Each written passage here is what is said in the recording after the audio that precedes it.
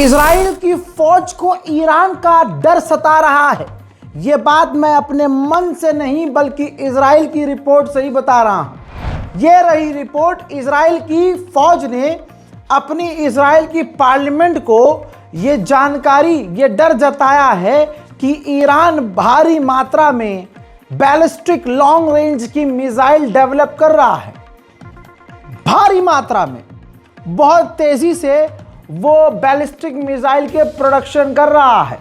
हमने हमला करके इन प्रोडक्शन को कम तो कर दिया था, लेकिन ईरान दोबारा से भारी मात्रा में मिसाइल डेवलप कर रहा है जो हमारे अस्तित्व के लिए सीधा खतरा है। उधर इजराइल ने अपने ही मुल्क के अंदर एक 16 साल के इजरायली लड़के को गिरफ्तार किया है। इल्ज़ाम उस पर यह है कि ये ईरान के लिए जासूसी कर रहा था।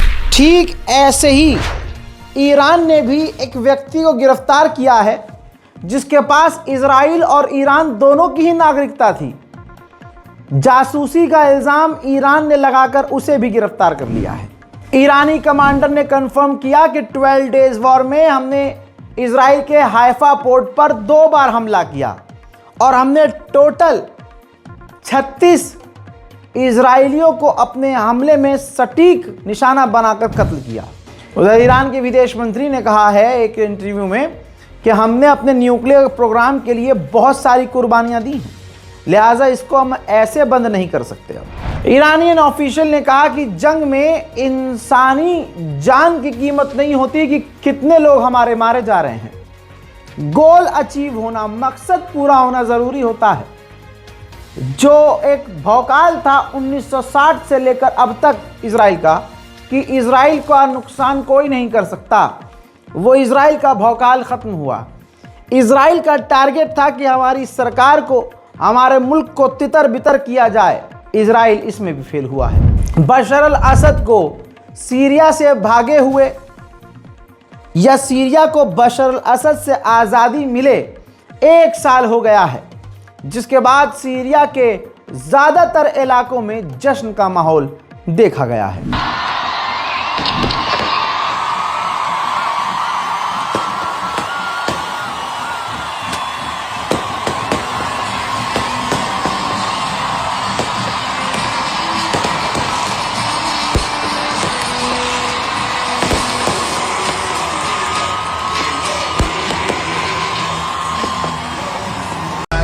Crumbles, our sides on the run. December 8th, the revolution's won.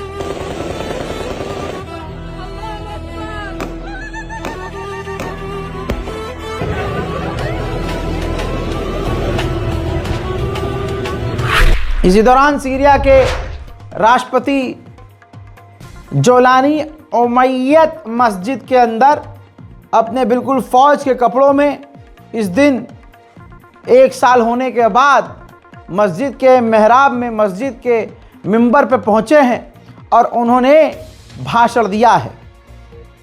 हालांकि इस भाषण में उन्होंने ये नहीं बताया कि इजराइल से वो लड़ना क्यों नहीं चाहते और इजराइल से डील क्यों करने को तैयार हैं, लेकिन ये बात हकीकत है कि सीरिया की आवाम बशर अल असद से परेशान थी, आज जश्न मना रही है। जोलानी की फ़ौज ने पूरी तरह से जश्न मनाया है। बशर अल असद को सीरिया छोड़कर भागे हुए, या यूं कहिए जोलानी को 1 साल हो गया है सीरिया पर कब्जा किए, सीरिया पर पूरी तरह से तैनात हुए। तो इस दौरान जोलानी की फौज ने मिलिट्री परेड भी सीरिया में की है।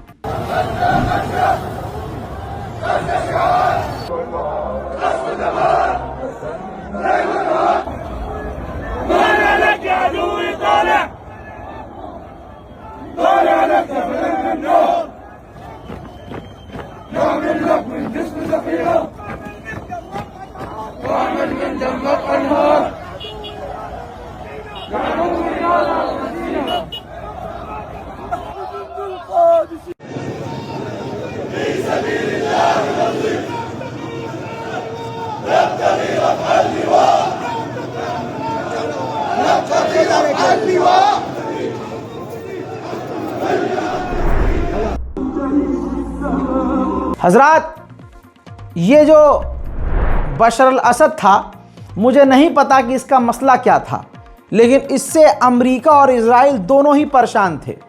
आज जब 1 साल पूरा हो गया है बशर अल असद को गए हुए, तो सीरिया के अंदर जो अमेरिका का मिलिट्री बेस है, वहां अमेरिका के फौजी भी झूमते नाचते गाते नजर आ रहे हैं।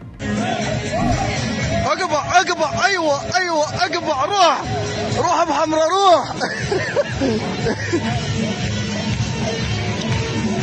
اقبع بشاقرة روح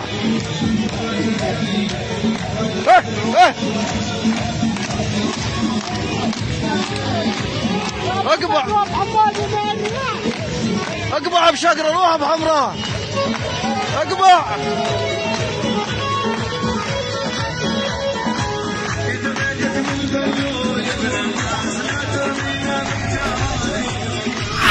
उधर नॉर्वे ने ऐलान किया है कि $5.4 मिलियन हम सीरिया की सरकार को देंगे सीरिया को बनाने के लिए। उधर अमेरिका ने सीरिया के आगे रख दी है शर्त, कह दिया है कि हम आपको जो पाबंदियों में छूट देंगे, छूट देने वाले हैं, वो हम तभी देंगे जब आप हमें लिखित में गारंटी दोगे कि आप पड़ोसी मुल्क इजराइल के लिए खतरा नहीं बनोगे। जोलानी की औकात ये भी है, काहे का मुजाहिद, काहे का वो लीडर। ऐसे लीडर होते हैं जो अपने मुल्क की ज़मीन पर दूसरे का कब्ज़ा कबूल कर ले और सामने वाला घुस कर कब्ज़ा कर रहा है और हम कहें कि हम लड़ना नहीं चाहते, हम तो डील चाहते हैं। आप मुझे फिर क्या कहेंगे? आप कहेंगे भाई ये तो भड़वा है, ये तो अपनी ज़मीन की भड़वागिरी कर रहा है। आप देखिए, सोचिए, समझिए, नेतन्याहू ने ऐलान कर दिया है कि सीरिया के जिन जिन इलाकों में हम तैनात हैं, हमने कब्जा किया है, हम वहां से नहीं निकलेंगे। सवाल आज भी वही है कि क्या सीरिया में सुकून आया है? नहीं आया है। खुद देखिए, तुर्की अपने आर्म व्हीकल्स, अपने हथियारों से लैस गाड़ियां, अपने फौज सीरिया के अंदर अपने बेस पर भेज रहा है, जिससे इजराइल को बहुत प्रॉब्लम है।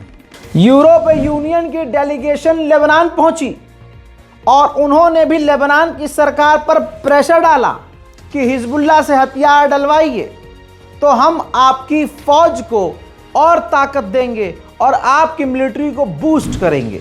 वहीं इसके बाद ईरान से लेबनान के पार्लियामेंट स्पीकर ने कहा है कि आप हिजबुल्लाह से कहिए कि वो हथियार डाल दे। इजराइल की सबसे बड़ी कंपनी हथियार बनाने वाली है इल्बिट। इस पर करप्शन का इल्ज़ाम लग गया है कि इसने इटली से गलत तरीके से करप्शन के ज़रिए पैसे लिए हैं, जिसके बाद ये मामला जब मैदान में आया तो नेटो ने इल्बिट कंपनी को बैन कर दिया है कि अब नेटो कोई भी हथियार इस कंपनी के ज़रिए नहीं लेगी। वेस्ट बैंक में यूएन यानी UNRWA की बिल्डिंग पर इजराइल ने कब्जा कर लिया, यूएन का झंडा गिरा दिया और इजराइल का झंडा लगा दिया। इससे पहले के अपडेट में आपको बता और दिखा चुका हूँ। अब यूएन ने निंदा की है, सरासर इस कदम को गलत करार दिया और कहा तुरंत प्रभाव से हमारी बिल्डिंग को इजराइल की फौज खाली करे और अपना झंडा वहां से हटाए। ऐसा कहना बेकार है कि इजराइल का नुकसान नहीं है।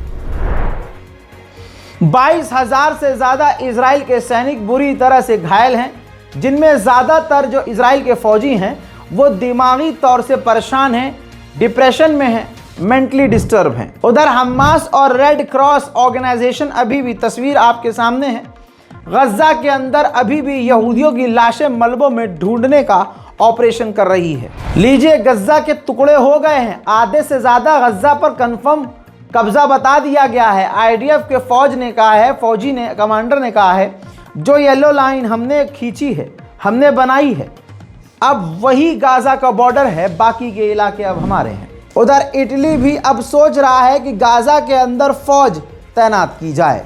उधर डोनाल्ड ट्रंप से मुलाकात फिक्स हो गई है नेतन्याहू की। 29 दिसंबर को नेतन्याहू अमेरिका पहुंचेगा और डोनाल्ड ट्रंप से मुलाकात करेगा।